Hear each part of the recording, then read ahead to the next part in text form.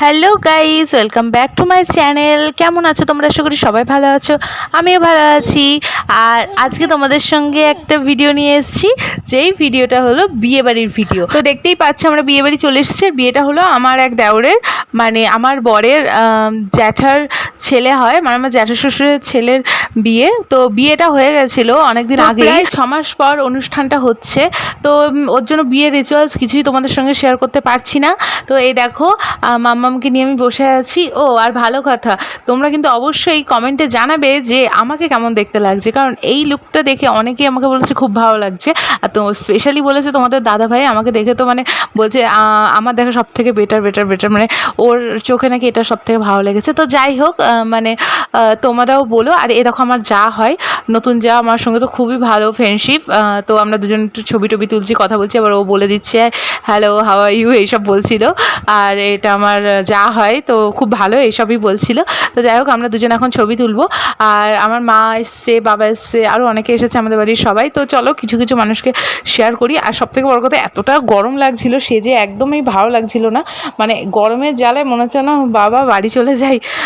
আর মামামও খুবই কান্না করছিল, ওরও খুব গরম লাগছিল। আসলে ছোট বাচ্চা, ওদের ভালো লাগছিল না। তো আমি বললাম দুটো ছবি তুলে দে, আমি ক্যামেরাটা বন্ধ করে দিই, ছবি তুলে দে। আর ছবিটা তুলছিল ময়ূক। তো যাই হোক, আর ময়ূকও আমার বড় যার ছেলে হয়। তো আমরা বেশিক্ষণ থাকতে পারিনি, তবুও যেটুকু সময় ছিলাম খুবই মজা করেছি। আর এদিকে বলতে বলতে আমার ভাই আর মাও চলে এসেছে। আর মা আর ভাইয়ের হাতে কোনো গিফট নেই এই কারণেই, কারণ বাবার হাতে গিফটটা ছিল। বাবা কিছুক্ষণ পরে আসছে, কারণ বাবা আসছিল হেঁটে। তো এই পাড়া ও পাড়া, তো ওর জন্য। আর আমরা চলে এসেছিলাম, মানে ওর তোমাদের দাদাভাই আমাদেরকে দিয়ে গেছিলো ওর জন্য। তো আমি, মা, ভাই সবাই মিলে একটুখানি ছবি তুলছি। তারপর আমরা চলে যাব ফুচকা খেতে, কফি খেতে। তো আমরা ফুচকা কফি সবই খাবো, কিন্তু ভিডিও আমি অতটা করতে পারিনি, কারণ একা একা বুঝতেই পারছো। আসলে বোধহয় প্রতিটা মায়েরই এমনই হয়, বাচ্চা হওয়ার পরে নিজের দিকে মানে সময়টা দেওয়াই হয় না। দেখো আগে আমি কত ভিডিও ছাড়তাম, বাট এখন আর সময়ই হয়ে ওঠে না। এতদিন তো সময়ই হয়ে উঠছিল না, বাট তবুও আমাকে অনেকেই বলেছে যে কেন ভিডিও দিচ্ছ না, দাও।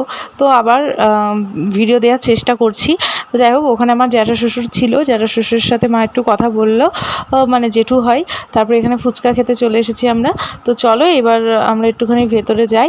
ভেতরে গিয়ে এবার একটু তাড়াতাড়ি করে খাওয়া দাওয়াটা করে না বাড়ি যাব, কারণ মাম্মাম না থাকতেই চাইছে না কিছুতে, খুবই কাজ ছিল।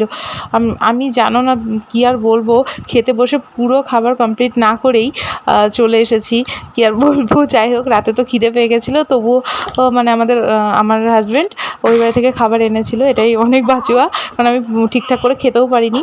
মাম্মাম খুব কাজ ছিল, অস্বস্তি হচ্ছিলো, ঘুম পেয়ে গেছিলো ওর।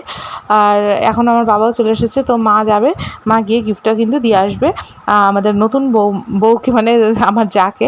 আর ও সত্যি খুবই কিউট, আর খুবই ভালো লাগে। আমাদের দুজনের তো একসঙ্গে ঘন্টার পর ঘন্টা গল্প করতে করতেই কেটে যায়। আর মানে আমরা অনেক দিন ধরেই, মানে আমাদের অনেক দিন ধরেই ভালো একটা ফ্রেন্ডশিপ তৈরি হয়ে গেছে। আর দেখো আমরা খেতে বসে পড়েছি, তোমাদের দাদাভাই এখন বসেনি। তো যাই হোক, ও পরে বসবে, আমি আমার মা, বাবা, ভাইয়ের সাথে বসে পড়েছি। এদিকে দেখো আমার শ্বশুরমশাই আর মাম্মাম এখানে রয়েছে। তো চলো কী খাই বলি। মাটন খেয়েছি, এখানে আছে রুমালি রুটি, চিলি চিকেন, মানে অনেক কিছুই খেয়েছি, মাছ টাছ, বাট সেভাবে কিছুই আমি ভিডিও ক্লিপ নিতে পারিনি। আর জাস্ট নর্মালি তাড়াতাড়ি করে কিছুটা খেয়ে চলে এসেছিলাম, কারণ মাম্মাম প্রচুর কাজ ছিল।